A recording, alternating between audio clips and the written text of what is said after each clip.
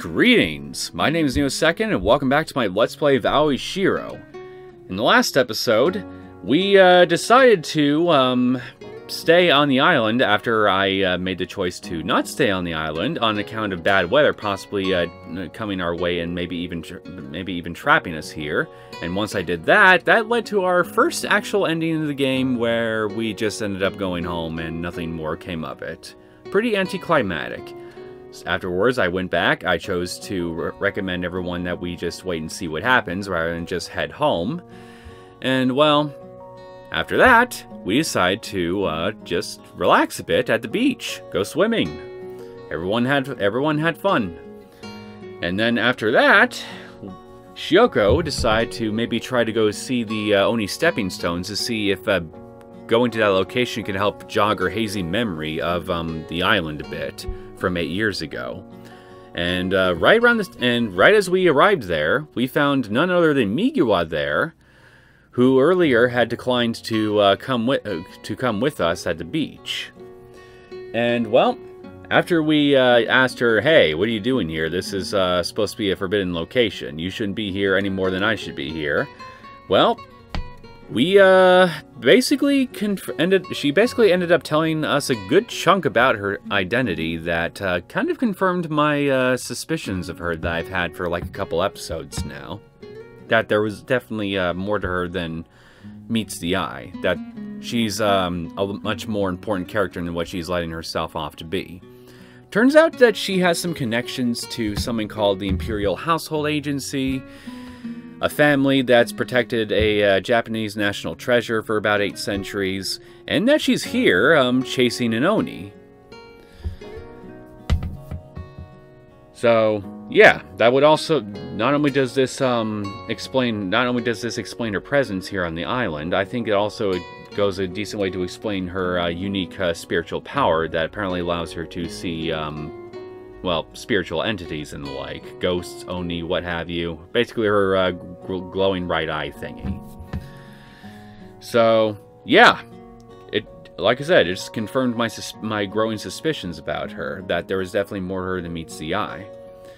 Turns out there was a lot more. Initially, I was suspecting, like, I don't know, she was some kind of secret trainee of our monk friend here or something. Nothing too spectacular, but, you know, something like that. But no. Much more important. Then after that, well, we just decided to come right back here to the temple, and now here we are, about to have some kind of conversation, I guess, with our dear monk friend here.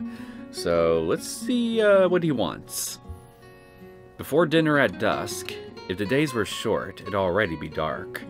The monk finished his rounds and stopped me in the hall.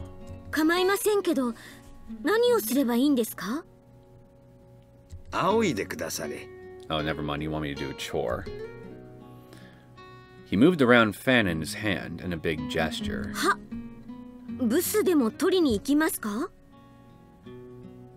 Fanning is used to destroy the roots. To dry the roots. Where did I get destroy out of that?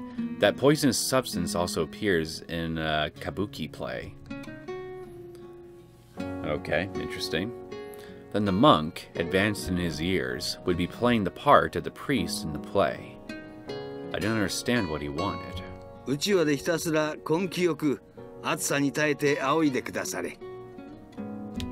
Okay. Anyways, it seemed to be fine if I just borrowed the monk's fan and waved it around. So...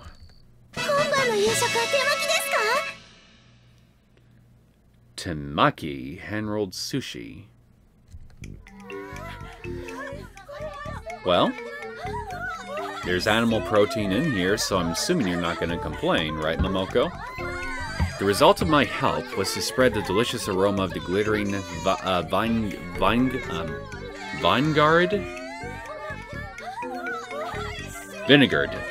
Vinegar, there we go. For a second there, I thought I didn't see this word. I've never seen this word before, but no, I have seen it. Yeah, the glistening vinegared sushi rice around. And the large plates on the tables were like you'd find in a high-end restaurant. They were piled with beautiful sashimi.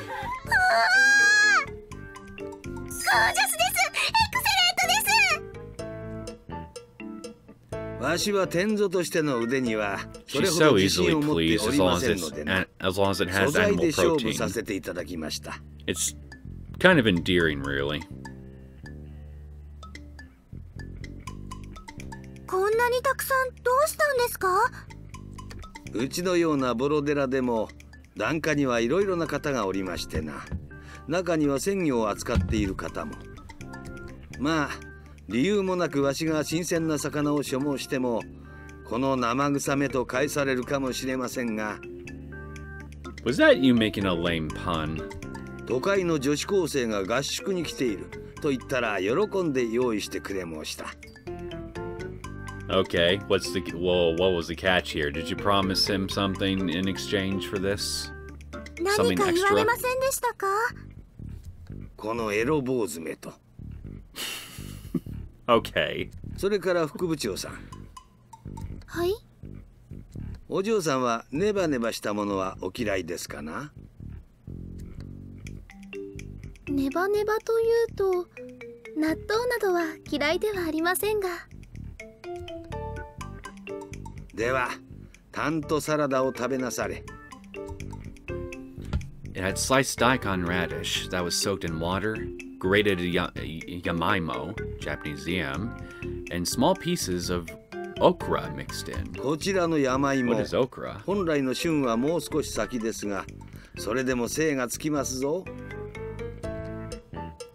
Before rolling the hand rolls, the appetizers should be tried first. おいしい。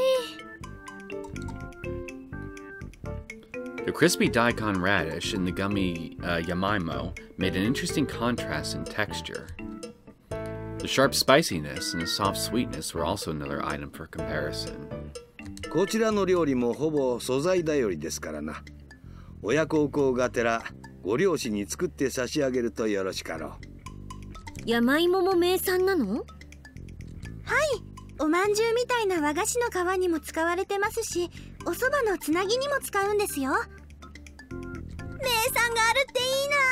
ご飯が美味しいから超でいいな。 You know, I just thought something. Given what we now currently know about Migiwa, how much does the monk here know about her? About, her identity and why she's really here? If he knows at least as much as we do, if not more, then what's his stake in this? Why is he letting her stay? Why is he letting her stay here? And is he just going to keep? Was he always planning to keep this? Well, it's not like he hid the information from us before. Wait, no. Yeah, I know. I'm sure we asked about her.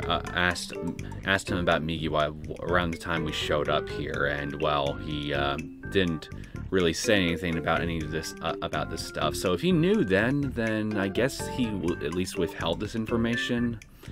But anyway, I'm just curious, like, what's his role in all this here in relation to why Migiwa is here? Just offering her a place to stay while she looks for this Oni? That'd probably be the simple answer. ももちゃんの田舎は？うちは米どころだから山菜とかは美味しいけれど、若者が喜ぶボリュームは期待できないのですよ。しかし水と米がうまければ。はいはい、お酒も美味しいです。未成年には関係ありませんが。ではいよいよメインディッシュの手巻きなのです。私はマグロよりハマチの方が好きなのです。残念ながら旬ではないが、それでも良いところを見繕ってもらいましたぞ。では、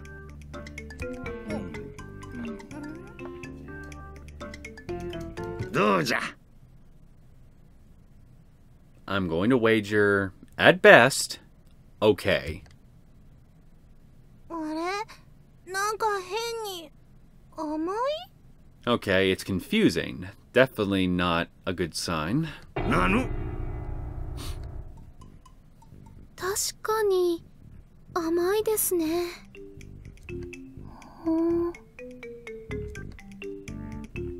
ん？わしはそうは思わんが。Well, not everybody's taste buds function exactly the same, Mr. Yukai. お醤油、和尚さんが用意したのを使ったんじゃ。お醤油？確かこっちのお醤油は向こうに比べて濃くて甘いんですよ。私も慣れないうちは。確かに慣れない味よね。そう？えらい、ザワッチよく気がついた。卵かけご飯とかには合いそうですけど、私刺身にこの甘口は。そんな違いがあったとはぬかったわい。どれ、今から酒屋に電話してちょっとひとっ走りしてもらって。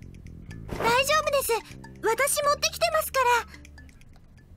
You should probably still be resting. さて皆さん。To eat what you like dinner and baths were done.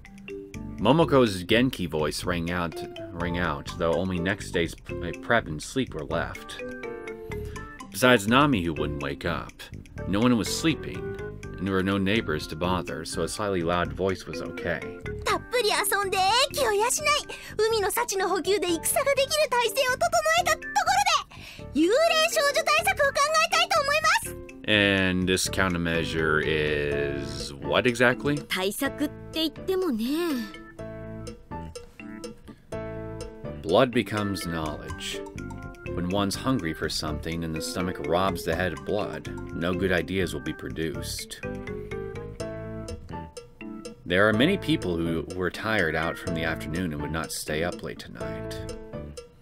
Though I like it if there were some effective countermeasure that would help Aoi Shiro's condition. 私、昨日はうっかり忘れてたんですよ。何を？この霊剣新たかな木刀があれば、幽霊少女恐るるに足らず。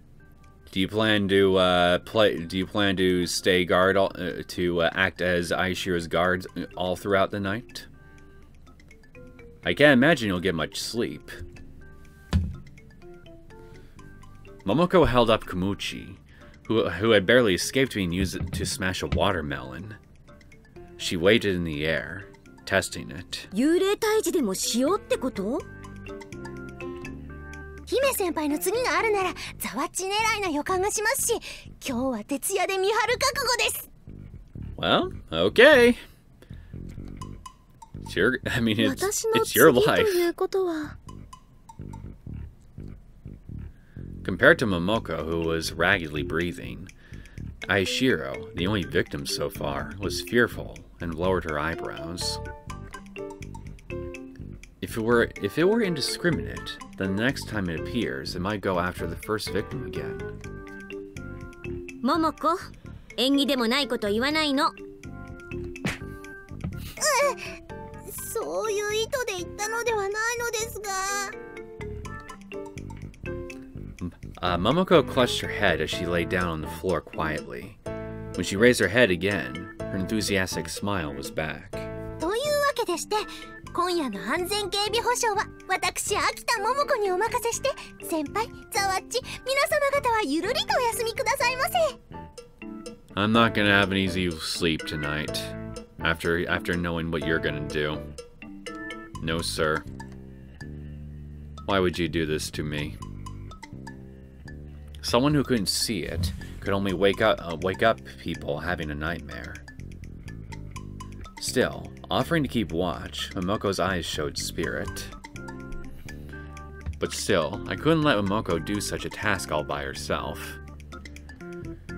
徹夜は体に良くないわよ。Yes, it's そのことに not. 関して、大佐先輩にご相談があるのですが。途中で交代とか、何人か見繕ってローテーション組むとか。That would be more ideal. If Momoko and I took turns, we'd be able to last until the afternoon, where we could take a nap. We might not need anyone else. いえいえ、それには及びませんが、戦士にも休息が必要というか。 Unusual for Momoko, she looked down and raised her eyes up at me with a gesture that somehow resembled what Yasumi does. ぶっちゃけ明日の朝練とか免除になったりしないでしょうか。 Oh, I see. You're just using this as an excuse to get out of tomorrow morning's exercises, huh? Where's that desire to build some muscle, Momoko? Well, I guess that was fine. And no, I don't actually believe that's the real reason that she's doing that. I'm just teasing her. Like the sound of the waves back and forth, the regular breathing of the sleeping girls filled the darkened room.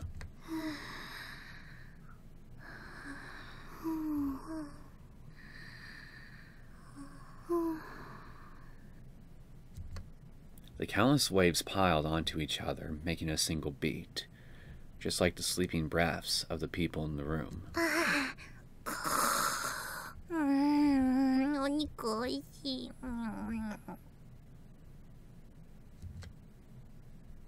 Mixed in there was also a healthy breathing that shouldn't have been there. Oh, I see. So unhealthy breathing is the only kind of breathing allowed in this room, huh? まあ予想通りといえば予想通りだけど。 Since she played that much and ate that much, her body would want to rest. Lying against the wall with kumochi in hand, Momoko might continue to stand guard in her dreams, but... No.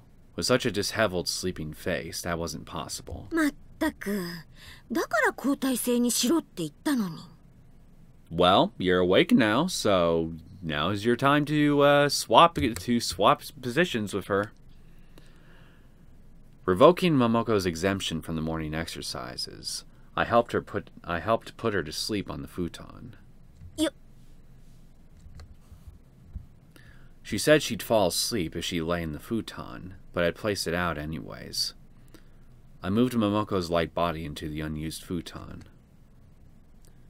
Jeez, with this unsightly state, there had been no point in what she did earlier either. I took away Kumoichi. Though I did that and carried her, she didn't wake up and swing at me, so she was really sound asleep. Now, let's keep watch.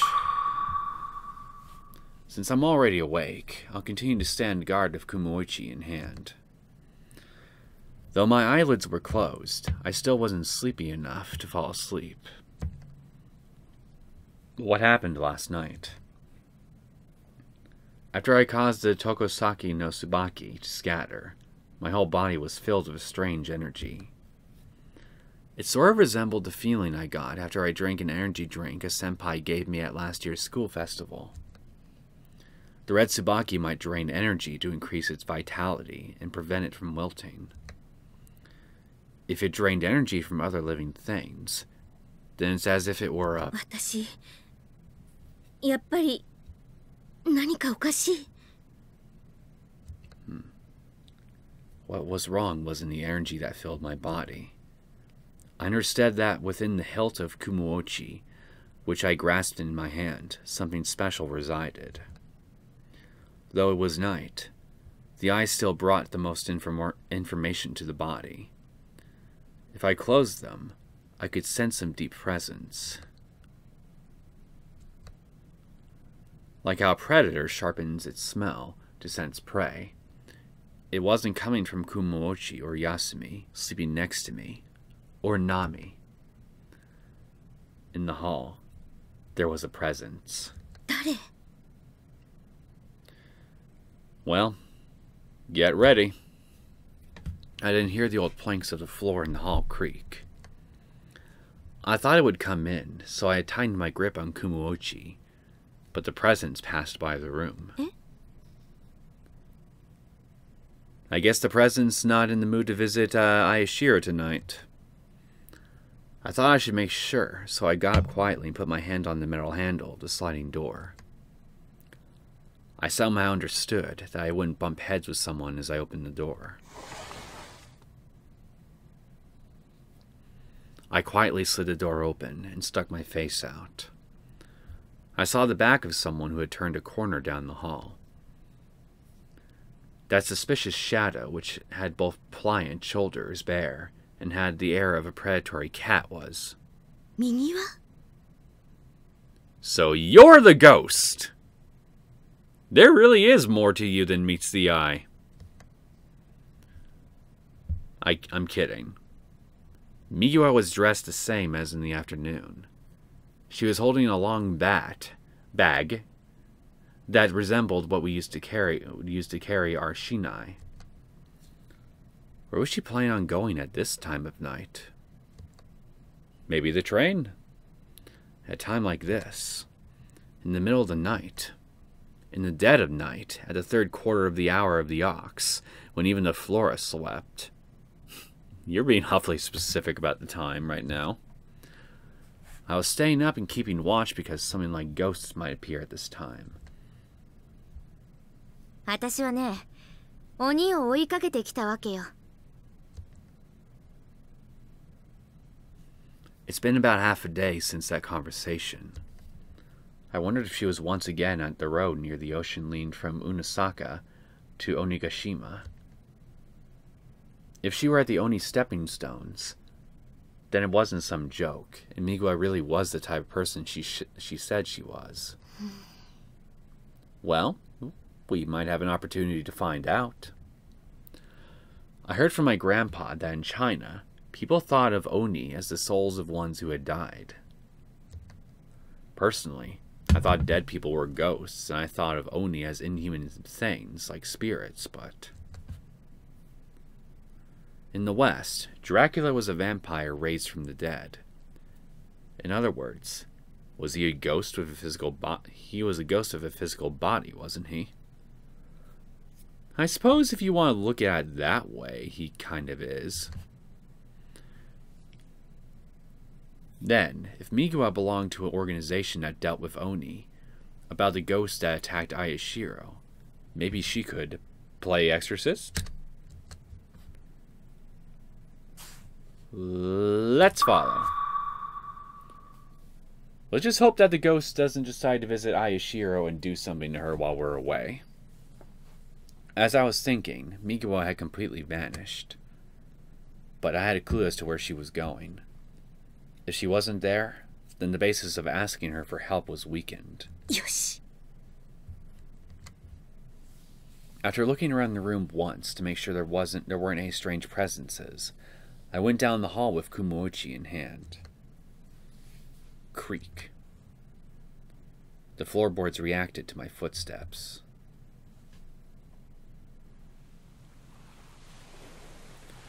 I went past the courtyard and down the long steps to the ocean filled with the smell of salt. I came to the beach where I had also come on the first night here, when the sound of the waves made it so I couldn't sleep. It was completely changed from the afternoon, where everyone had played in the blue, glittering ocean together. だけど、海は人を連れて行くから。Well, by that same token, it also washed someone ashore. And it gave a strong impression of being a boundary between this world and the next, a place where something might come to visit. The sands were the border between such a world, and in the past, really used to be a road to Onigashima, another world. I wondered if Migiwa was keeping watch over this forbidden place, where there's a line in the water stretching from this world. The sands grasped at the bottom of my shoes as I started walking towards that place. I headed towards the rocks, an even tougher place to walk across than the sand. Like I thought, there was a big difference between coming here in the afternoon and coming here now. The rocks started out as big as curbside pebbles, but gradually became large rocks casting tall shadows in the pale darkness. In contrast, the stepping stones which stretched toward the island were only faintly visible. 何?ついにしびれを切らしたわけ？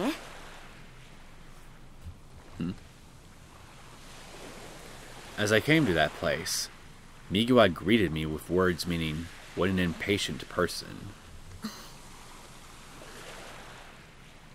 Hello to you too. Jeez, just who was the impatient person? Migawa didn't remove her gaze from the sea. In other words, she was searching for a presence and talked without confirming my identity. At this place and at this time, she probably thought it was the Oni that had stolen the sword. ちょっと右は。おさ、こんな時間にどうしたの？ Turning around and calling my name, her voice was full of both disappointment and relief, and had an unreadable expression. その言葉、そっくりそのままお返ししたいんだけど。私はこれで当然じゃない。鬼が出るのは大間が時か。草木も眠る牛蜜時って相場が決まっているでしょ？ Like I thought, Migawa was waiting for the Oni that should pass by this road. Like she mentioned last time. で、オサはどうしたの？女の子の幽霊が出るのよ。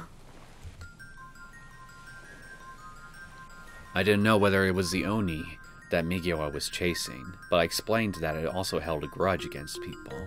髪の長い女の幽霊ね。As if she wanted to slay it, Migawa's narrowed eye had a dangerous glint as she looked past my shoulder towards Shaoshinji. Slay it. I wasn't able to think of a way to ensure the safety of the team, but I guess an Onikiri would do such things. If the ghost were a dangerous existence that had nothing to do with us, then it was fine for Migawa to end it like that, but... what if? Really, it was just a what if. I looked down and stared at my hand. I looked at the hand that had caused the red tsubaki flowers to scatter. I didn't want to believe it, and wanted to think there was some other spirit draining Oni out there. What if I was? There was the possibility that I myself was the Oni that was draining life from others. Now there's a plot. Now there'd be a plot twist. While I was asleep, did I somehow leave my body, or something besides my body went and attacked people like a sleepwalker?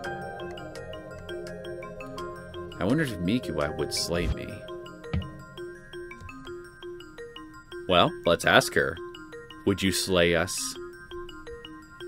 Under the moonlight, her steel blue eyes suddenly looked frightening. I wondered if the strong wind held by Urishima's festival was what caused me to shiver. As I remained silent, Migawa might be trying to figure out who the culprit was. Or maybe the culprit was close to us, so she couldn't immediately answer that she'd like to cut it down. その髪の長いって条件に当てはまる。性別はともかく、名前、年齢、住所不明の怪しまない方がおかしい子がいるわけだけど。That was not me, but... 何のこと？鶴女房の鶴しかり、浦島太郎の亀しかり。人じゃないものが人に化けて現れるって展開。ネタとしてありがちじゃない？ Well, if the girl we saw in the forest is any indication of that, then I would say yes.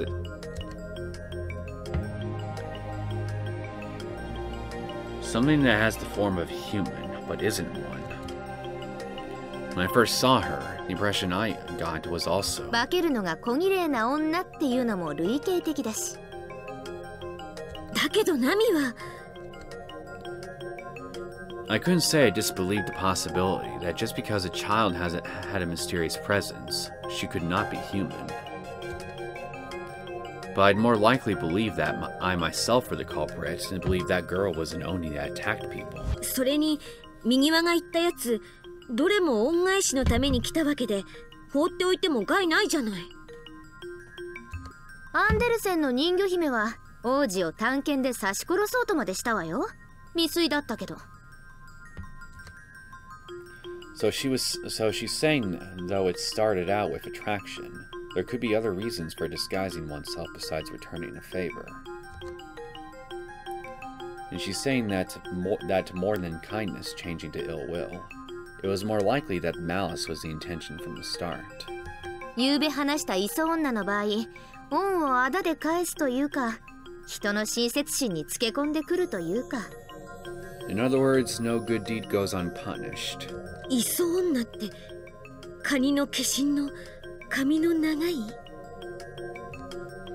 It was a female vampire that appeared near the ocean. その長い髪で獲物を捕らえる吸血鬼のね、海岸で出会った親切な人に少しの間子供を抱いていてくださいって頼んで預けて海に消えるわけ。すると今度は牛鬼が出て襲いかかってくるわけよ。逃げようとしても抱いた子供が重たい石に化けていて手に吸い付いて離れない。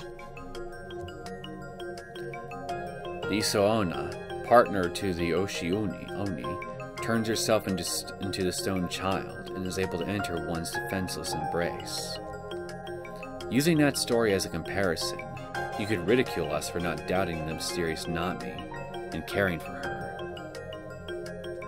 ちなみに牛鬼を捕らえた別の話では、翌日見ると椿の古根になっていたって話が。捕らえた相手が木の根だなんて、まるで忍者の代わりにね。椿？ I couldn't give a proper response. Migiwa, who was suspicious of Nami, looked as if she'd suddenly thought of something. 安姫様が植えた床先の椿にも牛の鬼が封印されてたわよね。Yes, that's apparently how the story went. マダム。It was the Oni formed from the grudge of the Oni king, who had been defeated at Urashima. あら？もしかすると本気で相当怪しいわけ。Was Migiwa talking about watching over the Oni stepping stones that led to Urashima? Or about the Oni that she was chasing? 放っておくとまずいんじゃ。Migiwa stopped that line of conversation and looked around at the surroundings. おささ、霊の話をしてると霊が寄ってくるって聞いたことない？ Speak of the devil, right? まあ、一応。The ghost stories during the test of courage yesterday were for the purpose of confirming the ghost. Last night, things ended without revealing anything. But it seems that this was not the case tonight. おさと鬼の話なんかしてたせいで、鬼がかかってきちゃったじゃない。Let me guess. There's a whole flock of them right behind me. With those words, I closed my eyes in search for a present. At some point, without me noticing, we've been surrounded by countless somethings. Yup. Migiwa had called them Oni, and it did seem like they were something not human. They were more indistinct than a human, like a crude drawing by a small child, where the details had been left out. Like a human form melted together with heat and chemicals, it had a warped, murky shape. And those presences weren't just at the beach and the rocks. There were countless ones in the dangerous sea of Unasaka. 本命なら大歓迎なんだけど。Migiwa bent her pole as she said that. 雑魚の相手はしたくなかったのよね。With a sharp sound, the fishing line flew forward, glittering silver in the moonlight as it stretched taut straight ahead. One end of the silvery line was attached to the end of the fishing pole, while the other was connected to the water, dark at night. Along with a spray of water, a face poked out from beneath the waves. Like a bicycle reflector, a fierce pair of red lights shined in the ocean, visible even to me at night. That was without a doubt a face. Astute observation. With long ears that looked like horns and glittering blood-red eyes, that was not the face of a human. Yeah, no shit. At one end of Migawa's line was neither a person nor a monkey. It didn't have horns, but it would be appropriate to call it an oni. Sure love being redundant about describing this thing, don't you?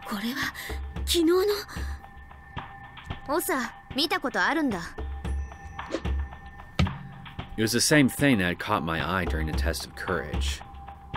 Next to me, Migawa did something I couldn't see. Maybe she threw something small that I couldn't see, because there was a slicing sound and the oni gave a short scream. The silvery line that shone in the dark snapped and disappeared along with the head of the oni, which I couldn't see anymore. But that wasn't the end of it. If I'd estimated correctly about the presence in the area, there wasn't just one oni, and we were already surrounded. Splash. The sounds of the waves didn't vanish. Not sure why, but along with the receding waves at the stepping stones, short oni appeared.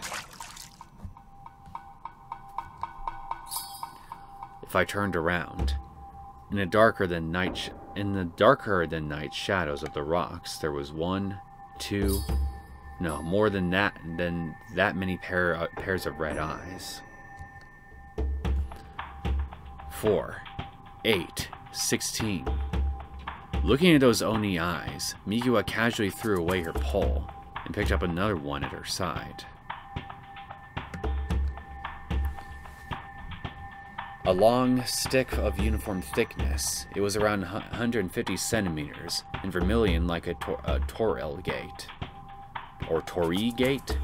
Definitely not a fishing pole. As if knowing that the rod would see rough use, both ends of it were reinforced with metal. It resembled Nyoiboyu, wielded by Son Goku. Too short for rod fishing and too long for cane fighting, it was a weird length. Migawa easily started swirling the rod like how an ill-mannered kid spins a pen around his fingers. The rushing sound of the wind grew louder.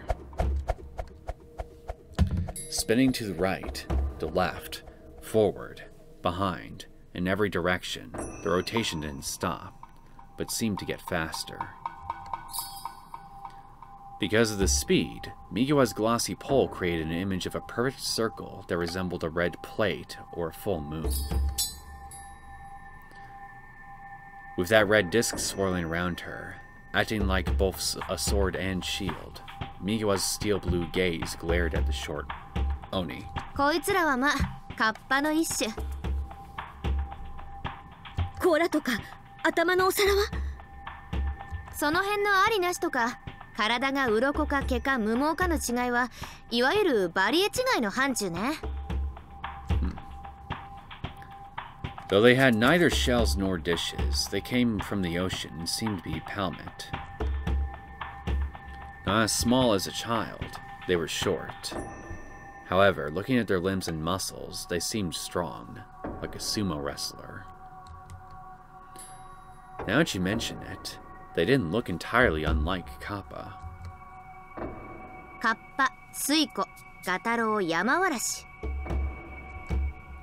If you counted them, there were a variety of yokai that had similar appearances and dispositions.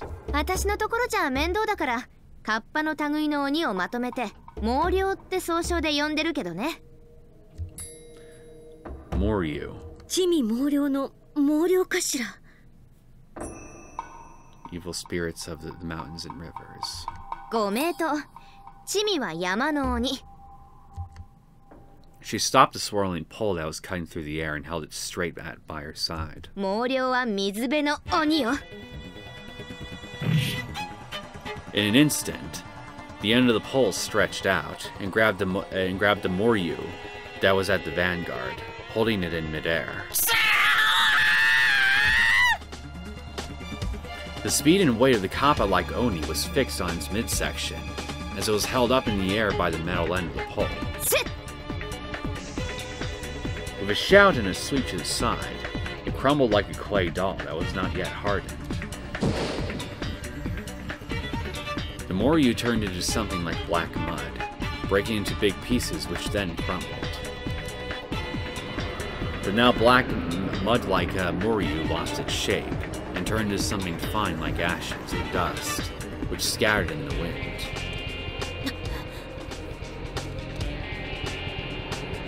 Besides the footprints, which would disappear when they dried, and the others surrounding us, there was no trace of its existence. やっぱり生物じゃなくて式か。式？式神、五法眷属神。何らかの術に生み出され、縛られ、刺激される鬼の一種。さっきはカッパの一種って。So basically, if we take out the person or thing that created or summoned these things, we could just basically deal with them all at once, right? 水神の霊落した姿ともされるカッパにもいろいろあるわけよ。She explained that it wasn't a contradiction to be both a kappa and a shikigami. Her turn now. She headed towards the Moryu. 山の天狗と同様に人からなったカッパもいれば。Kosen Yuduo, the boss of the kappa, was a prominent figure who was said to be one like that. 大工が作った人形に仮の命を吹き込んだロボットみたいなやつもいる。Migiwa implied there were Moryu also not like that. She made her way through the crowd of Moryu. The tip of the pole was at her feet. The locus of the pole was at her body, as it spun around and around in a circle. I thought she had moved, but at some point, she returned to her starting position. Her next movement was even faster than before. カッパの腕は伸びるって話聞いたことがない？片方を伸ばした分だけもう片方が引っ込むって頑張って辻褄合わせてるんだけど、例えば簡単な藁人形みたいに一本の横棒を両方の腕にしたもので式紙を作った場合。Like she explained, the arm stretched. She turned without moving her upper body, and at the same time, mercilessly struck it down. It was the movement she used to dodge one-handed strike in the afternoon. My one-handed strike in the afternoon. The vermilion full moon slammed into the ground wasn't hidden by the puff of black smoke, but continued to shine. じゃあこいつらはそのロボットの方のやつだね。人間以外が使っているならそっちが霊落した水神。It was more of a fight scene than I expected, and her dance didn't stop as it kept defeating the Moryu. つくもや小玉や生き物を元に作った上等なやつは自我を持ったりするらしいけど。As Moryu kept appearing, Migiwa crushed them with the vermilion pole like a windmill grinds wheat, as she continued to explain. こいつらはそんな上等な鬼じゃないわ。潰しの効かない工業用から未来の世界の友達までロボにもピンキリあるでしょ。Ah, so you're familiar with Isaac Asimov's stuff, huh? とりあえずこいつらにはコンパクで言う根の部分はないわ。Kon was the spiritual energy that supported the soul. Haku was the spiritual energy that supported the body. So these Moryu that didn't have Kon were like puppets, and only moved as ordered, like automatons. ほらほら、雑魚は散ってなさい。おっと、そっちにも一匹いったわよ。え？ Time to use our stick! Since it wasn't a true living thing, I didn't need to hold back. I held the sword up high and swung down with all my might. I dodged the arm that extended as I swung. I wasn't able to completely dodge it and got grazed. Even then, I didn't stop my downward swing. The heavy impact from the Kumuochi slowly traveled up my arm. It was like hitting thick rubber. As the thing gasped out its last breath, that feeling suddenly changed. Just like the one Migiwa defeated, the Moryu I hit turned into something like formless dust and disappeared. Well, would you look at that? This little stick really can be useful.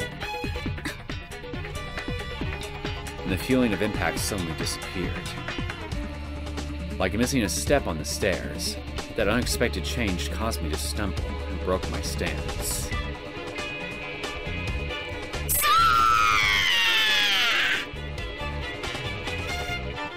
The Moryu that attacked me at that instant. Migiwa didn't lose her calm, and right before it touched me, she struck it with her pole and turned it into dust. Perhaps she wanted to take a break because Migiwa stopped her constant spinning and walked up behind me. Phew! Osa, yaru janai. As if protecting each other, we stood back to back and faced the ring of Moryu. 力のこもった一撃じゃないとバラバラにするまで消えなかったりするのよ。木刀の力なんじゃないの？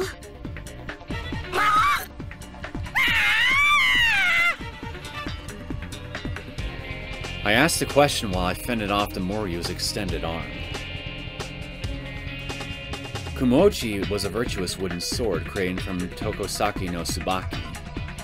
If you believe the legend, then for the Tokosaki no Tsubaki, which sealed the Oni King's grudge against Moryu's small fry, basically they stand no chance.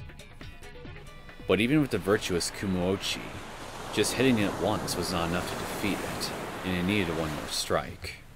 さて、そろそろ片付いたかな？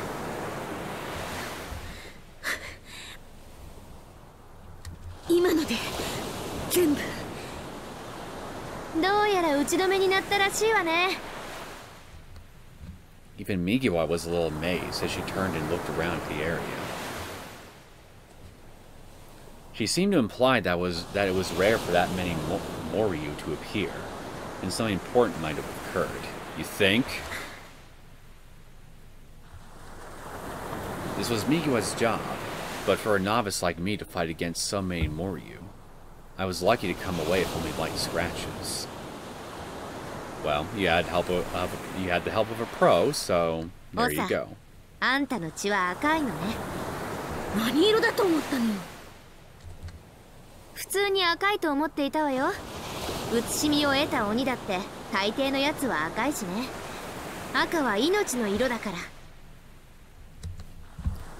So she was saying that Moryu, which didn't possess red blood, really are small fry.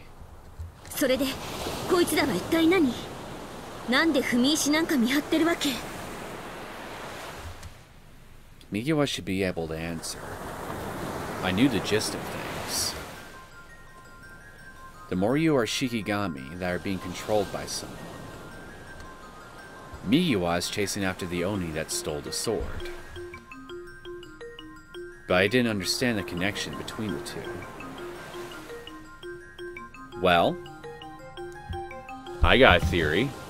Maybe the same Oni that Migiwa is chasing is the one that created the small fry, and well, we're kind of in their way, I suppose. So they decide to try to get rid of us by sending these puppets after us, and they're probably in turn trying to use this sword for something, probably either on this island or on Onigashima. Question is what? How are these two items connected to this time in this place? Or do the two have no connection at all? Wait a minute, I just now remembered something. In that story, that legend, didn't the prince who slay the Oni King have a special sword with him? And now that I think about it, didn't it resemble the sword that we just saw right now?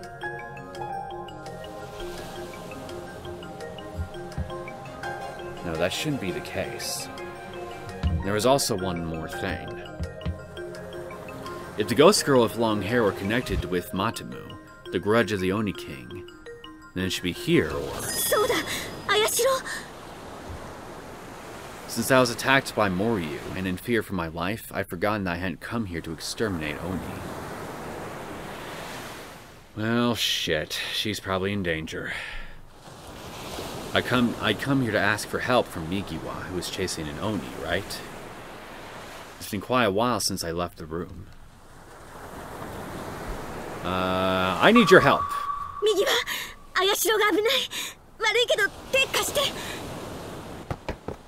I realized a crucial point. I didn't wait for Migiwa's response. Turning on my heel, I started running back. I understood that Migiwa needed to watch over the stepping stones that the waves dashed against. But we also needed Migiwa's strength over here. Wait a minute. What if that's what they want, the Oni, to lure Migiwa away from here?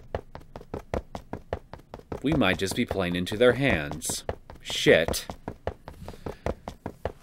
Since I was able to defeat those small fry Moryu, I might be able to do something myself with Kumoichi in hand. But if it was as Migiwa guessed, and the ghost girl and Matamu were related, like how the Isa Onna and the Oshi Uni were,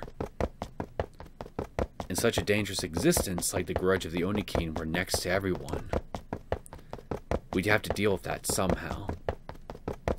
So I needed Migiwa's help since she was knowledgeable about Oni, and definitely stronger than me. The Moryu interrupted while we were talking, and it wasn't good to leave Migiwa, so I'd held on to my sense of crisis. Migiwa mentioned it'd be fine to remove the source of the problem, and though logical, was an alarming way to solve the matter.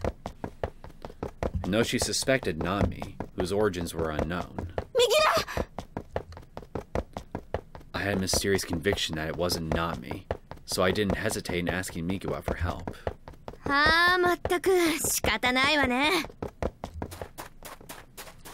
Migiwa ran up next to me, who was running with all my might. We went past the beach and up the long stairs, and climbed up the dark mountain which was surrounded by the Sal forest. That scenery wasn't much different than normal, but for some reason, the air felt heavy to me.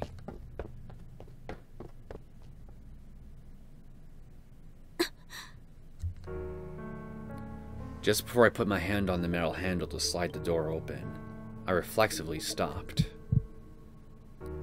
I felt a presence in the room. There was something in the room. Well, don't hesitate! Do something about it! Something had woken up in the room.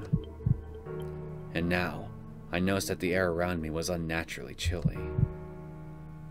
I didn't know whether it was just a natural phenomenon or the temperature, but it was cold enough to give me goosebumps. It was chilly. Or perhaps it was better to call it an ethereally cold atmosphere. Robbing the body of heat and energy, it left a sluggish and sleepy feeling in its place. Was this why Aoi Shiro was feeling poorly? Most likely. Was this why nobody woke up? It still wasn't a big deal yet. I still hadn't calmed down from the excitement earlier and was hypersensitive. A dull person wouldn't have noticed, though. Whether Migiwa was dull or something else, she put her hand on the door in place of me, as if there was nothing wrong. Though she acted like nothing was wrong, her hard voice indicated she acknowledged something was there. She opened the door smoothly. The ethereal fog touched my skin, and a power stronger than before wrapped around my mind, causing it to start to go blank. If I entrusted myself to it, I would definitely continue to sleep until morning. It's probably like last night and the night before, where I didn't even know something had woken here, and had slept soundly. I clenched my molars and tried to fight off the ethereal fog that made me feel sleepy. Even if I fell asleep, Migiwa was here, so she'd probably take care of it, but I couldn't act that irresponsibly. I gripped Kumuochi hard and stood at vigil. The only light was the moon shining through the screens. Inside the room was darker than outside. Something faintly glowed. Yep, you definitely are a ghostly looking thing. As if the heat of the moonlight had been stolen by the ethereal fog, the faintly glowing blue-white thing was. 髪の長い女の幽霊. Her eyes narrowed to look like the blade of a knife, as she held her pole in both hands and declared that. Now that its existence was proven, I was frightened by how defenseless we were up until now. Though I was a little relieved that it turned out to not be me. And the location of the ghost, a Kyuseki, meaning that one drains spiritual energy, was. Aoi Shiro! It was next to where Aoi Shiro's futon was laid out. I put strength into the grip I had on Kumuochi. I held Kumuochi in a fighting stance and entered the room, taking no excuses and striking out. Because the ceiling was high, I could swing with all my might. That's why I tried to hit a vital area and aimed at a side strike at the Kuseki's head, where it was hovering low above Aoi Shiro. Wait, that sounded like Nami. Is this thing actually some sort of projection by Nami? In my mind, I visualized a strike path where only the Kyuseki would be hit. My body moved just like how I visualized. There was just a little feeling of impact, not even as much as a strong wind, as Kumuochi pierced the Kyuseki's body.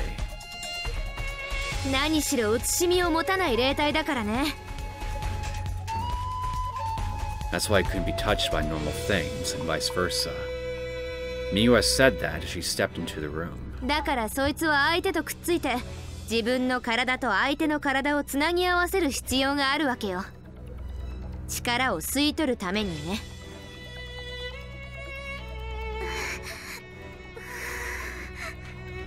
でも聞いてる。その木刀ね、かなり本物だったんだ。今まで何だと思ってたのよ。さっき毛量を倒したでしょ。あの程度の雑魚なら一般人でも死ぬ気でやれば倒せるからな。金属バットとかで。Well, shit, and here I was thinking that me being able to beat those small fry with this little stick was proof in of itself. I didn't think there was any miraculous virtue in a metal bat. でも、写しみを持たない鬼に聞くなら本物だ。She squinted her left eye and opened her right, making an unbalanced expression. One eye had the power to see things not of this world, which she used to look at Kumuochi that I was holding. すごく小さい核があって、それを椿が包み込んでる。パッと見だと見えにくいはずだ。And then her gaze turned towards and stared at the Kyuseki. Like Aoi Shiro Momoko said, it glowed and was transparent and vague. Also, the long hair was in the way, so I couldn't see the face. But if it were Migiwa, then she could see. どれどれ？あんたが誰なのか正体見極めさせてもらいますか。Her pupil dilated. Maybe it was the reflection of the moon, because Migiwa's eye looked like it gave off phosphorus light. 素人さんはごまかせても、四天の鬼切り、Migiwaさんの荒みはごまかせないわよ。Suten no Onikiri. The name didn't mean anything to me, but maybe it was Migiwa's true identity. なるほど。そういうことか。Even among all this ruckus, everyone kept sleeping. She looked at each of them in turn and finally let out a low murmur. おさ、残念ながら犯人はこの中にいたわよ。It's Nami, right? おそらく無意識に抜けてるわね。無有描写のコンパク版って言えば、オサにも理解しやすいかな。The uncanny blue-eyed Migiwa looked down coldly at one of the sleeping girls. オサのところに一人いるでしょ。人の力で補わないと日常生活不自由そうな子が。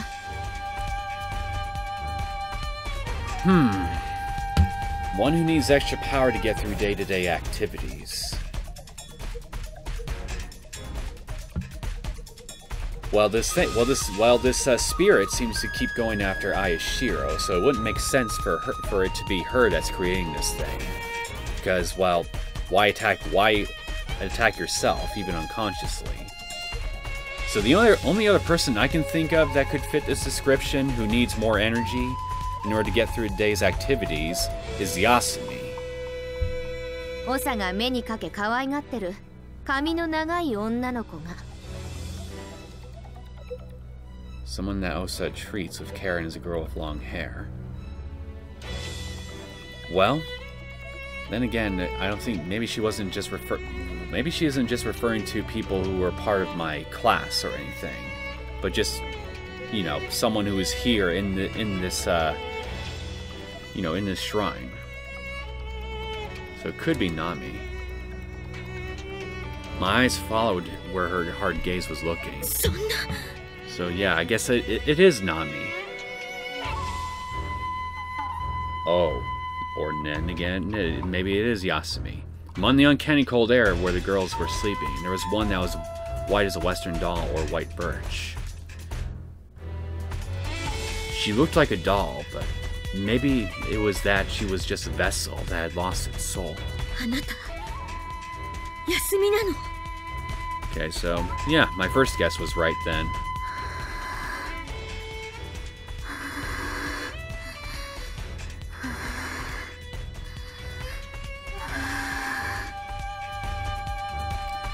The Neosekken that had the appearance of a young girl didn't answer. I didn't have any techniques to determine whether or not that really was Yasumi. If this was Yasumi's unconsciousness, then the consciousness of the Yasumi I knew was likely deeply buried, not knowing about this. さて。Migiwa held her vermilion pole in the middle and walked towards the other side. Okay, so if Yasumi is responsible for creating this thing, then what about the small fry that we were fighting earlier? Did Yasumi have a hand in Noseken's creation too? I don't think so. Call it a hunch. I think that was sent by an altogether different party. Migiwa held her vermilion pole in the middle and walked towards the other side. Like holding a cane, she gripped one end while the other was in the middle as she slowly pulled both her hands apart. それじゃあ、始末をつけましょうか。I see it has a hidden sword. A silvery light gleamed in the dark from the pole that had parted and a sharp blade appeared. Migiwa had just said that she was the Shuten no Onikiri. Migiwa had said earlier that swords were vessels where gods resided. Therefore, to face an Oni that she should slay instead of the small fry Moryu, she had this prepared in advance. Was Migiwa planning on slaying the Neosekken that she declared was Yasumi? 右は休みと分かって切るつもり？分かったからって切らないつもり？ Migo asked me the opposite question. すでに人に害をなした鬼でしょ。長は私が鬼切りだって分かって私に助けを求めたわけでしょ。Do we really have proof that it's indeed Yasumi that was actually harming anybody? Or are we just assuming that because she is the only one creating... this is the only entity that we've come across so far that could do this. I knew that. I knew that Miko would probably do something like this. だからさっくりと解決してあげようって言ってるんじゃない。But if she gets cut, then she'll never... I couldn't put my thoughts into words. I couldn't say the words. In the world that Migiwa lived in, her words were definitely correct. But even then, I wanted to say something. ああ、大丈夫大丈夫。私が切るのはそこの霊体だから、そっちの体の方には傷一つつかないわよ。Yeah, but what will this... But even if you don't harm Yasumi's physical body, what will killing this thing do to her? She said that in a light, joking voice, but I knew it wasn't a joke, and I was struck by her words. ああ、ごめん、嘘。白の方を傷つけたら、体に帰ることがあるかも。Yeah, that's what I figured. ま、その辺はうまくやるから、安心して高みの見物してくださいな。合宿先で体調を崩して原因不明の意識不明。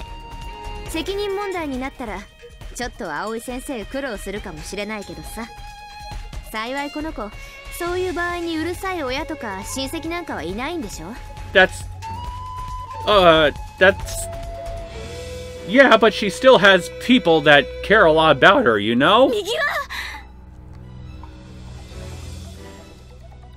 If Migo has said that much, then it was no joke that the Neosekken was Yasumi. Then if Yasumi was going to be cut down, Migo held a hidden sword that was revealed by the red handle and headed towards Yasumi's spirit while weaving her body. ナム八幡大菩薩。Shioko, you might want to try to stop this, if you're going to. Chanting a prayer to the god of war, she closed the distance and made a circular strike downwards. It started out slowly, and then gathered up speed towards the end. 願わくば、この一まぶいよば切らせたまえ。And the completely revealed blade made a large circle downwards. Yasumi's spirit was in its radius and would be struck. Jump in! Using Kumaochi as a shield, I jumped into the range of that whirlwind attack. Metal and Tsubaki wood collided. Right before impact, I saw that it was a real blade and stiffened my shoulders, bracing myself as a blow resounded through me. I think the chill running through my body was because I thought Kumaochi would break and the blade would slice into me. But the virtuous wooden sword didn't snap in two and stop the blade, allowing it to only pierce a few millimeters. Definitely is a spiritual sword then, even though it's made of wood. Exhaling a short breath, Migo immediately returned the blade to its sheath. She didn't leave the blade exposed. Maybe it was a style close to Iado, where the sword is quickly drawn from a sitting position. おさ、突然飛び出してきて危ないじゃない。いきなりうちの部員に切りつけるなんて危ないのはどっちよ。The chill ran down my back. The chill ran down my back was replaced by warmth of the heart pumping blood as fast as possible, and sweat ran down it. Fortunately, it wasn't really visible, and I glared at Migiwa, hiding any sign of weakness. 大体何それ？よく見えなかったけど、刃渡り15センチ以上あるんじゃない？さあ、気のせいじゃないの？ヤスミ、この急性期は私が追ってる剣気とは無関係だろうけどさ。Okay, so that definitely confirms one thing. She's not related to who you're after. But her, the blue eye that saw Oni transfixed me, told me that even still she wouldn't let it escape. 邪魔立てするなら仕方ない。無理やりにでもどかすまで。She held the pole and pointed the end towards me as she said that. おさ、本気なのね。Very. With only that parting, Migiwa narrowed her sharp eyes and the tip of the vermilion pole that was at her side. The mysterious pliant pulse started slowly and gradually sped up. Though the area she held didn't move, the tip drew a circle. これは。In the blue darkness, the metal gleamed in the moonlight and burned an after-image in my eye as a golden circle was drawn. 四天王神竜が舞の手。じゃのね。The alluring, shining golden ring was really like the unblinking eye of a snake chasing after its prey. If I didn't have any prior knowledge about this technique, I might have been taken in by it. But I already knew about it. こんなこけおどしで。It was basically a technique that used circular movement to throw the opponent off balance. The deciding factor was that the opponent would get irritated and try a big move, and then be disarmed by a kendo like Makiwaza. And in the next instant, the pole would probably give a nasty strike to the opponent whose weapon had gone flying. あんまり舐めないでよね。ありゃ、不発。バカね。巻き技って奇襲技よ。If you knew a Makiwaza was coming, you could counter it by gripping down hard and letting the opponent's weakened Makizawa flow by. 一度昼に出した相手に。If she quietly prepared and then suddenly used it, I might not have countered it, but her preliminary movements were easy to see. The pliancy was different, from a bamboo sword as well as the contact and strength, but if you knew about it, you could counter it. ああ、そういえば、長の剣技の底が見たくて、ちょいとサービスしすぎたかもね。Your mistake. She said jokingly, but the look in her eyes didn't relax. 剣技に似てはいるけれど、似ているだけで数段劣る。例えば長が強者なら、剣技の剣技は大駒の飛車。前に加えて後ろにも左右にも長く伸びてくる。The rook, a piece whose role is attacking. Constantly attacking with a one-handed specialty. It was the nickname of Natsu Nisen, the women's kendo champion in Japan. あら、心当たりあるコメントだったかしら？ One side of her mouth lifted into a grin as she said that in a mocking voice. その技、もう私には効かないわよ。じゃあ、裏技で行こうか。The golden ring of the snake's eye stopped its intimidating sound for a moment, and then started again, the sound more high-pitched. 四天王神竜が蛇の道、蛇の目。同じ技？こっちの方の蛇の字は天の弱の蛇。The perverse ama no jaku. すなわち蛇の目。回転が逆？それに何の意味が？あらゆるものの動きを止める邪眼、狂眼、イービルアイ。The path of the rotating tips spun in the other direction. Migiwa sounded confident that just doing that meant something. I think she's just trying to psych us. Her stance didn't reverse, so from what I could tell, there weren't really any changes. But something should be different. As I searched for the secret by staring at the pole, Migiwa's piercing blue right eye caught my attention. Keep your eye on her weapon. I wondered if it was her killing intent, since I felt cold steel run down my back, even before Kumaochi received the first attack. It must be her killing intent, because Migiwa didn't move yet. She announced that she was going to move, and the male tip drew back slightly in preparation. The next instant, it came and struck at my throat. She had purposely declared her attack, but I could see that it was coming. I should be able to dodge. No. What the hell? Migiwa's pole, which I should have been able to dodge, lightly grazed my neck. I couldn't dodge her attack.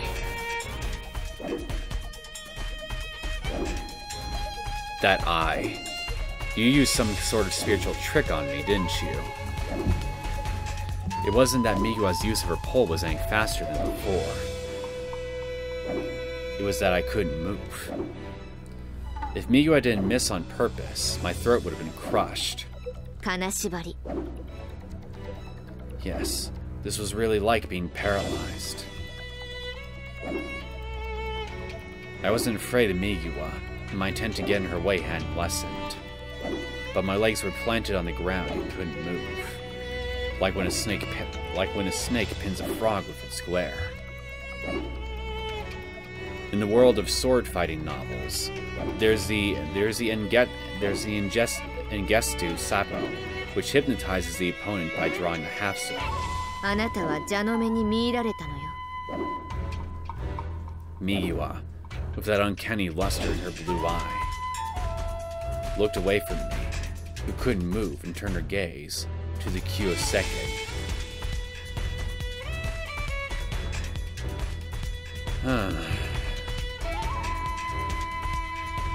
Somehow, I don't think I'm going to be able to persuade her, so I'm just going to try to call to Yasumi. Yasumi! I screamed. Since I couldn't stand between Migiwa and Yasumi, I could only do something like this. If my voice, which wouldn't reach Migiwa, could reach Yasumi. If Yasumi weren't aware of this, then if she woke up, that Neosekken should vanish. In order to stay here, Migiwa couldn't expose herself by killing a person, so if the ghost disappeared, I could buy time. So in order to wake up Yasumi, or someone else who could stop the situation, I immediately started yelling. Yasumi! Yasumi! 気がついて! 何? 私がYasumiを説得するから、それまで右側は手を出さないで。何よバカな。Yasumiが私の正気を吸っても、私がそれを認めているなら、誰にも迷惑かけてないでしょ。何よバカな。おととい昨日のケースだと、自分の疲れを姫さんに押し付けた程度の被害だったけどね。今のその子は手負いだから、どれだけ吸うのかわからないわよ。Migiwa followed her own set of values and cut my words in two. I knew that Migiwa had no intention of listening. But still, I had no intention of giving up. Yasumi! I'd bought a little bit of time, but Yasumi still didn't wake up. If my words didn't reach her, then I had no choice but to try to physically shake her to see if she'll wake up. The Jia no Mei that bound my legs. Whether it was hypnotism or something else, the cause of this should be something like that. Though her techniques and abilities were different from an average person, Migiwa wasn't an Oni, but a human, like me. Something like acupuncture, which was my grandpa's livelihood, would also look like magic to someone who didn't know about it. A needle? That cold feeling earlier that entered my body, which I thought was their killing intent. In my exposed thigh, I thought I saw a thin silver line that shone in the pale moonlight. So that's your trick. It was like a needle that was spit from the mouth or something like that. Oh, I see. You basically used your pole to direct her line of sight, so you could then use that needle against her. Anyways, the cause of my condition was revealed. So rotating the pole in the other direction was the eloquent Migawa's way of distracting me, like a magician's sleight of hand. Yasumi!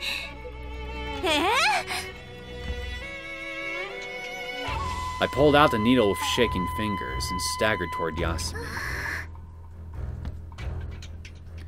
I didn't head towards the Neosekken that Migawa was about to cut down, but toward the body that wouldn't wake up.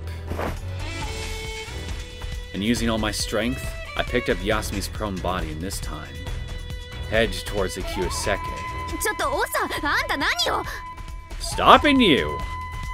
It's obvious what I'm doing. Yasumi! 体に戻って目を覚ましなさい! I headed towards the spirit that had spilled out and collided with it while holding her body. No!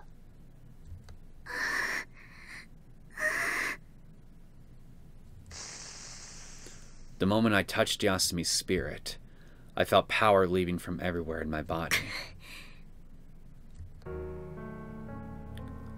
It was being drained. Like how a cup of tea cools, or a ball rolls down an incline. The energy just naturally shifted away. My power was being drained.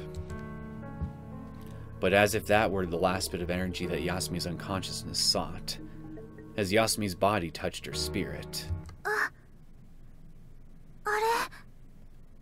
Good morning. Early morning. Glad to see that you're awake. The body of Yasumi, in my arms, opened her eyes and looked right and left, as if to confirm the situation. My idiocy foiled your plans, so suck it! I also thought I did something reckless.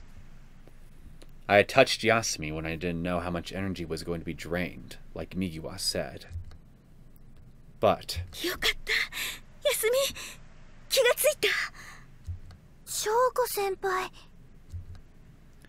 I normally have bad luck, but maybe it was being saved up for times like these. Yasumi, who was standing on the tatami with both legs, noticed Migawa, who was looking this way with a complicated expression.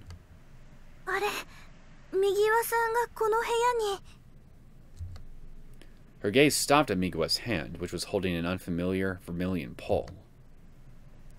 That was the sheath that held the hidden blade that had been about to cut her down.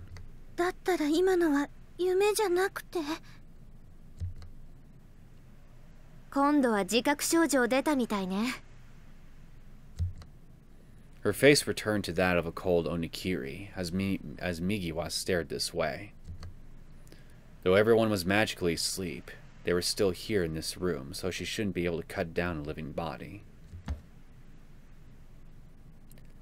I hid Yasumi behind the shadow of my back and took a step forward.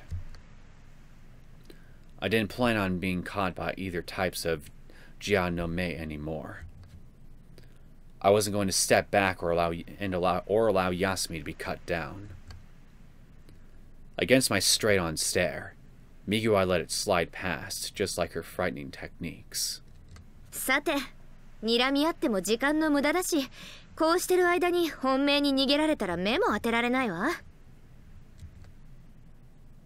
Following her gaze, her body turned around and her back was to us. Probably back to the Oni stepping stones.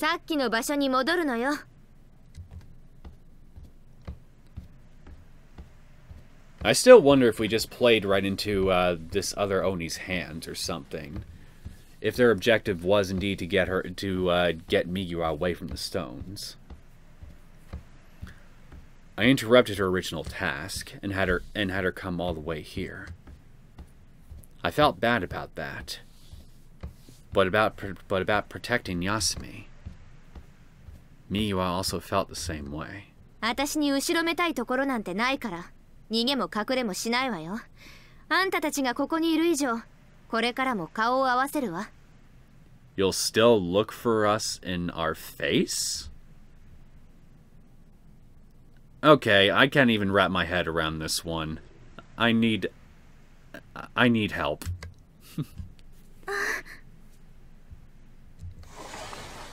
だけどこれからご飯だけは別に食べた方がいいかもね。あんたたちが美味しく食べるためにも、私の健康のためにも。With those parting words, as if it'd be a shame to be poisoned, Migiwa left the room. 誰が一服持ったりするか。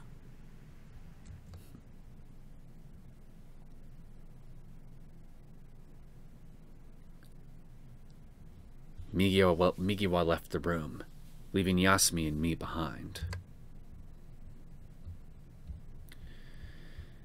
So, Yasumi, we're both awake now. You clearly at least have some memory of what happened, so maybe we should, I don't know, maybe do some kind of exorcism on you or something. Maybe this would cure your problem. I mean, I'm not going to even pretend to even have a slight idea of what to do here exactly. But I'd imagine... But I imagine it has to have some kind of purification ritual involved, yes? And please stop staring at me with those eyes. You're kind of weirding me out a little. The magically induced sleep still hadn't dissipated because the other team members didn't wake up. それより、休み大丈夫？ダメです。私もうダメです。Yeah, you're definitely not okay. I do not like what you're saying right now. In a world with just the two of us, Yasumi, empty like a doll, spoke in a hollow voice. Big teardrops rolled down from her large eyes. She didn't wipe them away, but kept staring into empty space. Yasumi wasn't looking at me. In a world all by herself, surrounded by hopelessness, she continued sobbing. やっぱりダメなんだ。お母さんとの約束、破ったから罰が当たったんだ。Promise. 休み。ずっと言われていたのに、何があっても浦島には近づいちゃダメだって。She didn't hear my voice. Like a mechanical doll that will repeat the same action until it winds down, she continued to lament.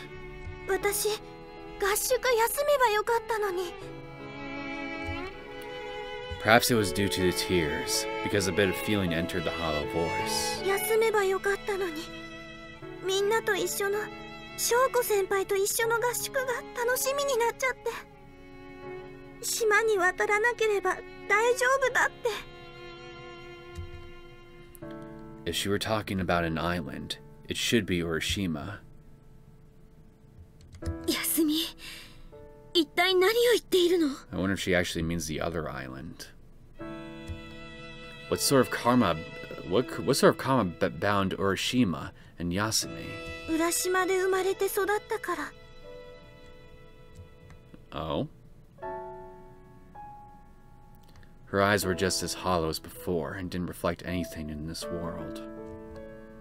But since she answered my question, Yasumi was coming closer to here from the world where she alone existed. だけどお母さんに、島にいたら危険だって。I didn't know who it was dangerous for, but back at our homes, past this ocean, something like this didn't seem to have happened. In the cramped dorms, rumors of a ghost attack would have spread quickly, even reaching non-dorm students like Aoi Shiro or me.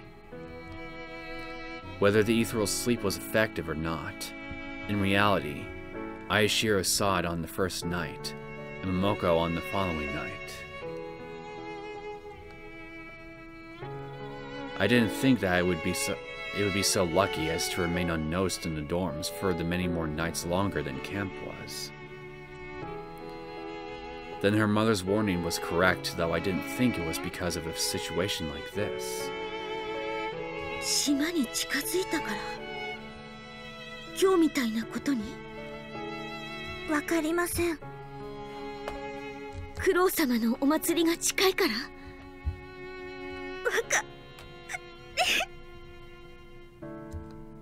The tears reflected the dim moonlight past the screens, and I could see some life in her hollow eyes. I was reflected in the tears that filled her eyes, in the tears that poured out. Her heart, which had been deeply sunk, floated up. Yasumi's heart, which had warded itself off in order to not see such painful things. Perhaps it was because I tossed in a small pebble, since her heart floated up from the abyss. Yasumi, who had hidden within herself since it was just too much to take, was forced to face cruel reality and... わかりません。わからないです。私にも何が何だかわからないんです。 It couldn't be contained anymore, and spilled out. こんなことになるなんて。Yasumi. I embraced Yasumi. Yasumi, shivering, seemed about to break apart because of her inner turmoil. I wanted to protect her from the outside. じゃあ、Yasumiの知ってること、わかることを私に話して。I hugged Yasumi tightly in order to stop her shivering. 翔子先輩。I wasn't reflected in her tears anymore, but Yasumi's eyes. I nodded and gave a small smile, encouraging the inner Yasumi that had seemed about to break. Yasumi entrusted her body to me, and with my encouragement, started talking haltingly about something no one else knew. 私、お母さんが私を連れて島を出るまではネカタヤスミって名前だったんです。Nekata. ネカタ。ネカタさんってクロウ様を祀っているネカタさん。ネカタクロウ流のネカタさん。Wait, isn't that the name of... Isn't that the name of that princess from that legend? ヤスミの実の字は美しいじゃなくて蛇年の実なんです。クロウ様は蛇神様だから。ネカタヤスミ。Okay, maybe it's something different. The daughter which preserves the snake. Yeah, okay, it is something different. The daughter of the family which preserves the faith towards Koru-sama.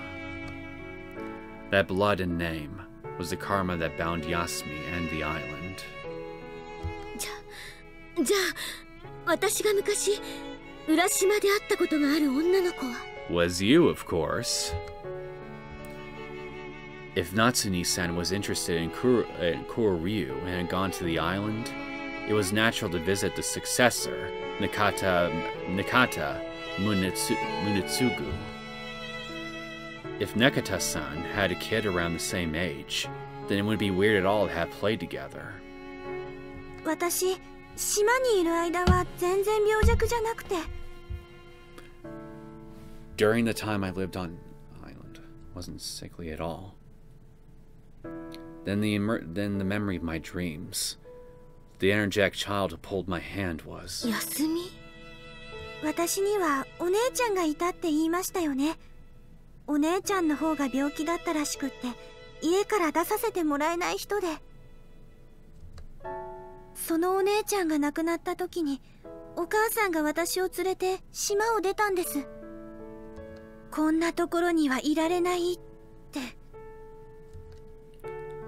It wasn't because of sentimental, painful feelings, such as remaining in a place that had traces of her daughter. もしかして病気なんかじゃなくて呪いみたいなものなのかもしれませんね。Perhaps her mother had feared that something dreadful like a calamity would transfer to her remaining daughter. Well, based on what we just seen, she might have been onto something. It could be the one who curses Kurosama and descendants of those conducting his ceremony. The curse of the Oni King.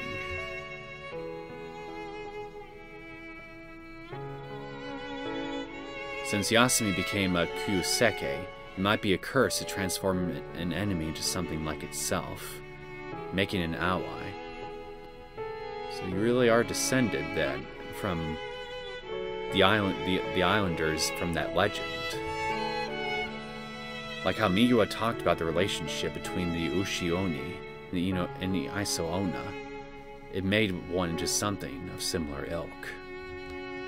私、学校に戻れなかったら、私、もうお父さんのところに戻るしか。この先どうなるかわからないですけど、それがいいのかもしれません。I hope you're right.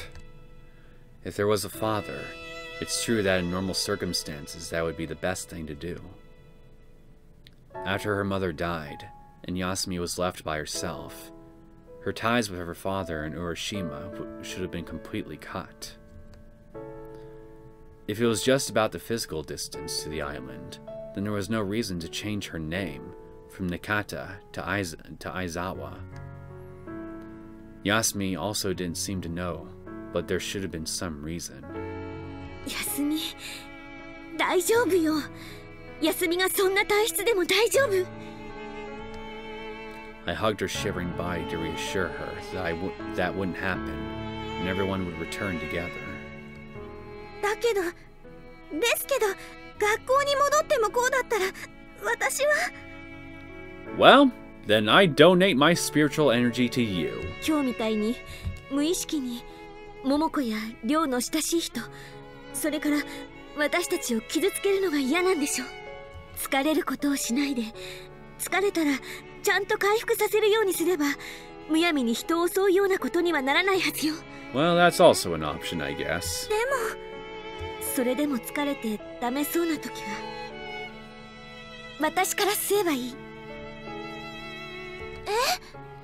この先ずっとなんて保証はできないけど、私が卒業するまではあなたの面倒見てあげる。Even after I graduate, if we're not far apart, I could do something as small as this. 私の力が及ぶ範囲であなたを助けて、あなたを守ってあげるって約束する。I faced Yasumi and stuck out my right hand, folding 4 of the 5 fingers. なんでそんな。Because friendship, yo! Why? 私は部長よ。部員の面倒を見る責任があるの。Oh, come on, Shoko, just be honest. Tell her it's because you view her as a valuable friend in your life. だったら私、やめますから。それなら翔子先輩、そんな約束しなくてよくなりますよね。あんなに頑張って入った部なのに、みんなと同じ練習が無理だからって足を引っ張らないようにマネージャーとして残ったのに。だって私、翔子先輩に迷惑かけたくないから。私マネージャーですから。私が先輩たちの体調管理しなきゃいけない立場なのに。なんで部長だからってそこまでしなきゃいけないんですか。たかが高校の部活の部長じゃないですか。部と無関係な問題じゃないですか。部長だから。I was at a loss for what to say. Since I already said it, I could revise what I said, but I couldn't erase the fact that I said it. That's why I placed my left hand on my chest and 部 answered. 長だからじゃないのかな。At my words, my own heart thumped. 私が休みのこと、頑張ってる休みのこと放っておけないからだと思う。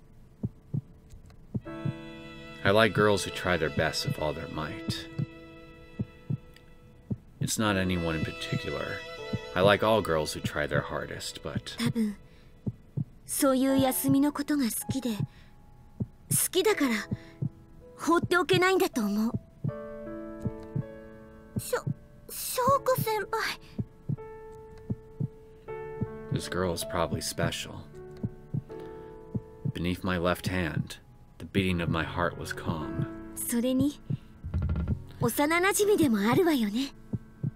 一緒にいたのは数日で、しかも今でもよく思い出せない薄情極まりない幼馴染だけど。 Well, I don't know about childhood friends, but they were certainly you were certainly childhood somethings. だって I mean, a few あんな days ことがあ is ったから。 quite short, for me anyway. 私も正常に入学して先輩に会うまで翔子ちゃんが生きてるなんて思わなかったから。 8 years ago, there was an accident at sea. Natsu Nisan died and I was on the verge of death. My memories of that time were vague. But I was still here and could hold Yasumi like お this. 願いしてもいいんですか？ What's up? I don't mind. 約束してもらっていいんですか？ She was talking about my proposal. 私は嘘って好きじゃないし、嘘つきにだってなりたくないわ。知ってます。嘘が下手だってことも。私下手なのね。はい。だから先輩の言葉は信じられます。そう。 Finally, Yasumi smiled and her tense body relaxed. Until now, Yasumi had borne such a heavy responsibility on her own shoulders alone. 翔子先輩。 Under the shadow I cast, Yasumi looked up at me and asked, 私、翔子先輩のこと好きです。 Past her dark, wet eyelashes, I was reflected in eyes that looked straight at me as she said those straightforward words. だから私ももらうだけじゃなくて、先輩にいろいろもらってほしいです。 Okay, fair enough. 先輩が私を支えてくれるなら、私も私のできる範囲で一番近くで支えられたらって思います。私も私ができる範囲で助けたり守ったりしたいです。 Within my relaxed grip, Yasumi's arms intertwined with mine. Thank freaking God that Momoko is asleep right now, otherwise we wouldn't hear the end of it. Our skin touched as we drew near each other, and the distance between us reduced to less than 0. 近くにいてくれるんだ。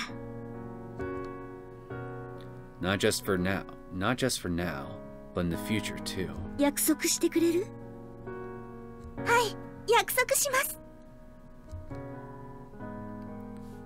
The pinky I reached out, intertwined with hers, and clasped, making a ring.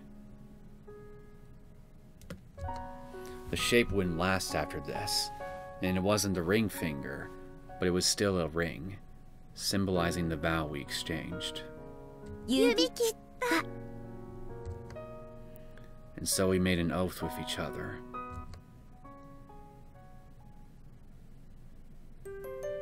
それにしても何やら複雑な心境よね。え？私はね、私こそが旧世紀なんじゃないかってかなりのところまで疑ってたのよ。翔子先輩がどうしてですか？昨日休みが倒れたのって私と一緒の時ばかりでしょ。ああ。そして極めつけは夕べの肝試しね。床先の椿の花が。 I I had made the symbol of eternal life fall. あの時確かに感じたのよ。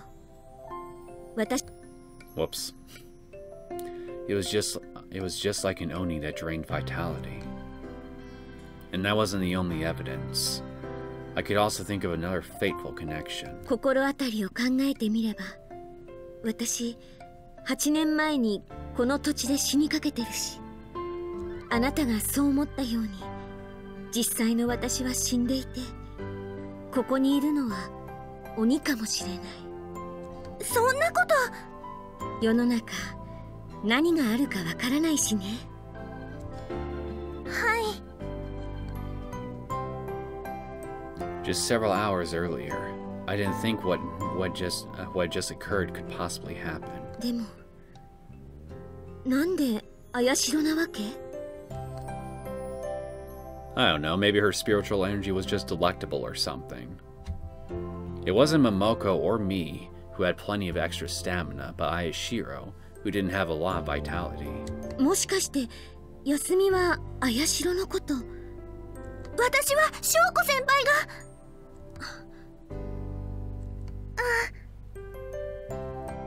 Both flushing, we looked at each other. ありがとう。翔子先輩のこと好きだったから翔子先輩は襲えなかったのかも。それは納得いかないわね。Anyways, I'll leave that aside for now. 休み。I looked over Yasumi's entire body as she was seated on the floor.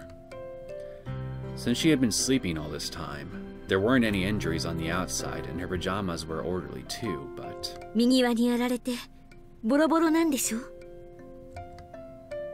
Unlike the outside, the inner Yasumi that was her soul shouldn't have remained uninjured. Considering that, the thin arms stretching out from the puffed sleeves looked even paler than normal. Also, her legs and calves looked like they didn't have the power to support her own weight. It seemed she didn't have enough power on her own, so unconsciously, her spirit supplemented that by draining energy from others. Because Migawa and I interrupted, she wasn't able to do that. In addition, her spirit, a power with form, was also battered. So you're just going to be extra weak for a little while. In other words, Yasumi's body didn't have enough power right now. If left like this, she'll likely even be worse tomorrow morning. Well, it was today, since it was already past midnight. Yeah, details. In the worst case, the Neosekken might appear while she's sleeping and attack someone nearby again. Though she was now aware of it, it might still come out when she was unconscious. I couldn't let that happen. There was also Migawa, the Onikiri, to consider, but if she knew that she herself had hurt people close to her, this gentle, delicate, and empathetic child would probably throw herself into the ocean, which would not be good. Yasumi seemed to understand, also because she didn't make a light smile like she always did, and just nodded. Yasumi was weakened right now. She couldn't do anything about her weakened spirit by herself.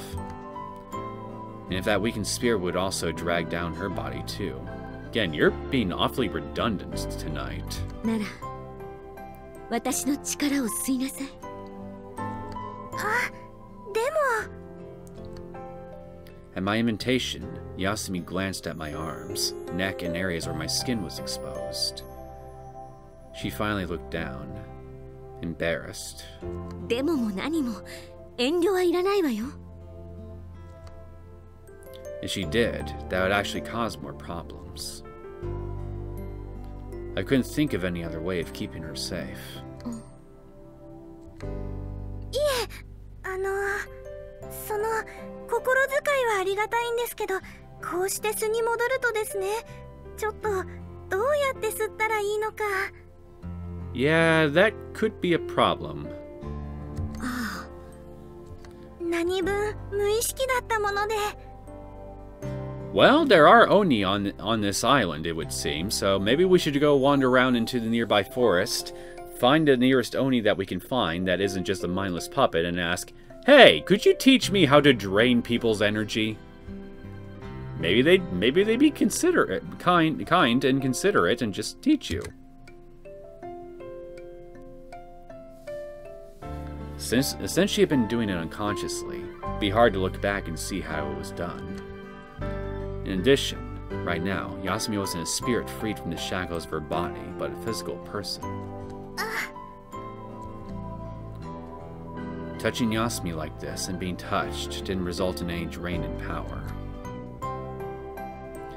That might even be a special ability belonging only to the Neosekken. Looking at Yasumi, who had an apologetic and uneasy expression, I made up my mind. I was actually thinking of suggesting, well, why not feed her your blood? Like, get a little bit of vampire sucking going on. Oni will eat a person whole, but that's only because it's an easy and efficient way of obtaining the power in a person's blood. As an extreme, excluding the physical nutrients, eating the flesh was just an extra bonus after getting the spiritual energy. Hi? ダメ元だけど、Yasumi、私、怪我してるわよね。はい。I slid my fingers along the area between my neck and shoulder where Migawa's pole had grazed me. I'd forgotten about the pain in my excitement, but it was brought back when I stimulated it. It wasn't a large gaping wound, so the blood didn't drip down, but when I touched it, I could feel it ooze onto my fingers. The space between my second and third fingers were coated in shiny red. Putting my fingers to my tongue, the feeling in my mouth was full of iron, I imagine. At my age, I've been injured countless times and have tasted blood, but it had a hard-to-describe unique flavor. It had the metallic taste of iron, but it was also somehow sweet. The mysterious flavor melted by saliva spread through my mouth. I was half in doubt as to whether this really did contain power or not, though. I once again slid those fingers across my wound. Whether it was because my fingers were wet this time, or because I was used to it, the prickly sensation was less this time. 傷口、舐めてもらえるかしら。首筋だと自分じゃ無理ですもんね。でも唾液に消毒作用があるって言っても。一応消毒した後の方がいいかもしれないけど、正確には私の血を舐めてもらえる？ The wound hadn't closed yet. I held out my fingers, wet with blood, toward Yasumi. 私の血を飲んで。はい。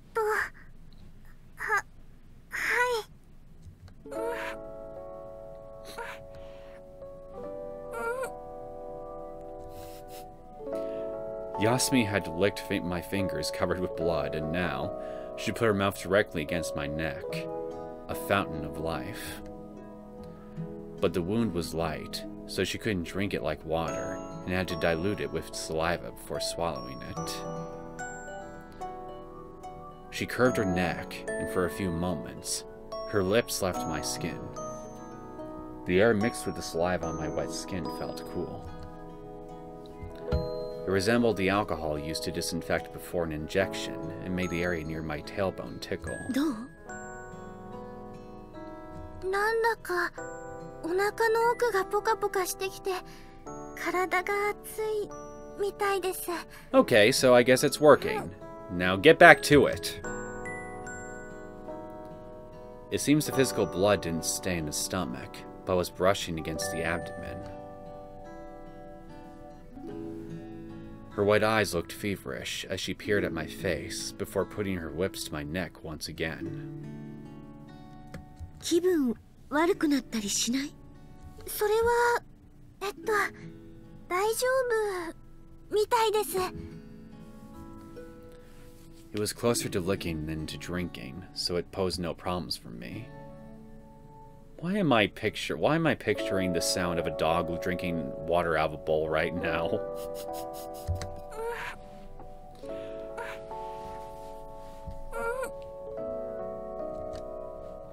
So Yasumi and I stayed that way for a while.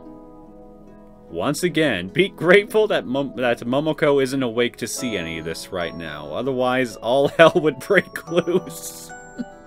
Oh god, yes it would break loose, because it's her Yasumi licking your blood, Captain. Oh, that would be hilarious. Now I actually want to see it happen. Somebody go wake up Momoko, please. I want to be entertained. Perhaps she was talking in her sleep, but Nami's satisfied sigh made the two of us separate.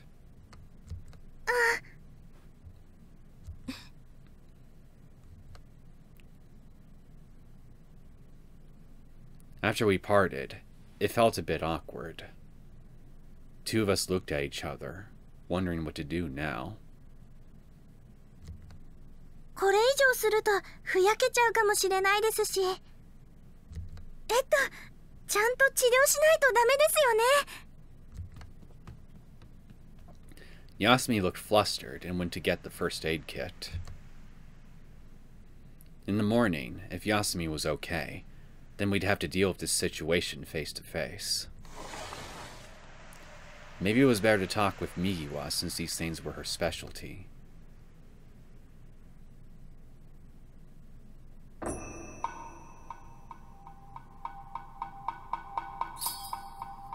Migiwa had returned to show Shinji. 右はそっちはもういいの？今はもうあそこにいても無駄。Why? かなり派手な血痕が残ってた。私は傷一つ負ってないし、長野もそんなに激しくないでしょ。まあ一応。その血痕、サラの森から降りてくる方から踏み石の向こうまで。So, I guess it's pretty much as I suspected, yes?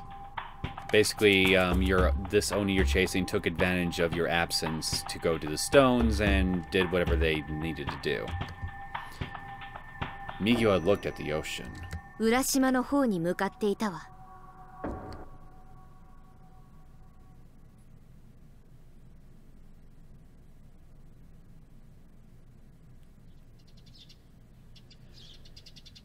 Sorry, I didn't mean to, cause more problems for you, really.